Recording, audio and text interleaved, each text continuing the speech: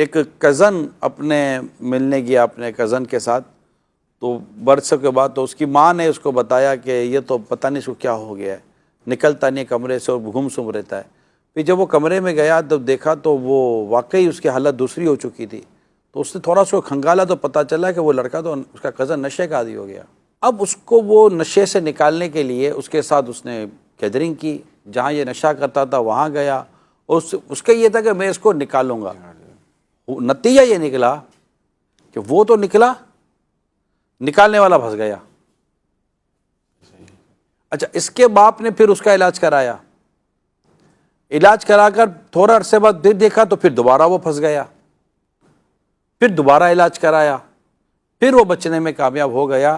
تو اس سے یہ بھی پتہ چلتا ہے کہ نشے کے عادی بچ جاتے ہیں، رک جاتے ہیں، سمجھ بھی جاتے ہیں، سنبھل بھی جاتے ہیں، مگر اس کے لیے یہ ضروری ہے کہ پہلے اللہ سے دعا کریں، ول پاور پیدا کریں، اور اس صحبت اور اس گیدرنگ، اس ماحول کو چھوڑیں، اچھے لوگوں میں بیٹھیں، خوف خدا والے لوگوں میں بیٹھیں، جس میں صبر آئے، ہمت آئے، توکل آئے، غصے پر قابو آئے۔ اس طرح کی چیزیں دل میں پیدا ہوں تو انشاءاللہ آپ کی زندگی بھی اچھی رہے گی، گھر بار کی زندگی بھی اچھی رہے گی۔ میرے وہ ناظرین جن کو اللہ تعالیٰ نے ابھی اس کیفیت سے بچایا ہوا ہے،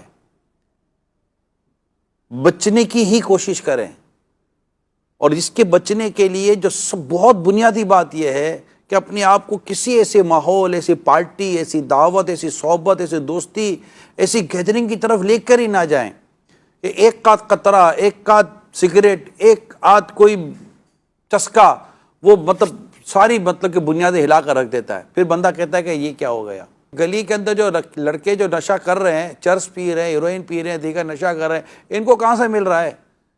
یہ کہ کوئی زمین سے کھود کر نکال رہے ہیں؟ ان کو بھی تو جب ان کو پتہ ہے کہ ہمیں یہ سگریٹیں کہاں سے مل جائیں گے، ہمیں نشہ کہاں سے ملے گا، تو یہ ادارے والوں کو نہیں پتہ ہوتا کہ یہ کہاں سے ملتا ہے۔ ایسے ہی خالی بس بعضوں کو حرام رشوت منہ پہ لگی ہوئی ہوتی ہے، شرابیں بیچنے والے، نشے کا کام کرنے والے، جوئے کے اڈے چلانے والے، معاذ اللہ کہ اور ناجائز حرام اور بے حیا بے غیرتی کے کاموں کو سپورٹ کرنے والے، پھر ان سے رشوت لینے والے، ان تمام کو اللہ سے ڈر نہیں لگتا؟ ڈرنا چاہیے اللہ سے۔ کیا کر رہے ہیں آپ؟ لوگوں کی جان، مال، عزت، آبرو سے کھیل رہے ہیں آپ۔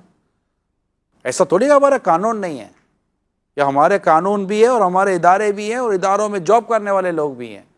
میں یہ بھی نہیں کہتا کہ ہر جگہ بددیانت اور بے ایمان اور بے شرم قسم کے لوگ بیٹھے ہوئے ہیں۔ کہیں نہ کہیں کوئی نہ کوئی تو خوف خدا والا اور کہ دیانتدار شخص بھی تو ہوتا ہے نا، ہی ہوتا، لیکن وہ کتنے؟ اگر ایمانداری کے ساتھ، دیانتداری کے ساتھ کام ہو تو یہ ان مافیا لوگوں کو تو سر چھپانے کی جگہ نہ ملے۔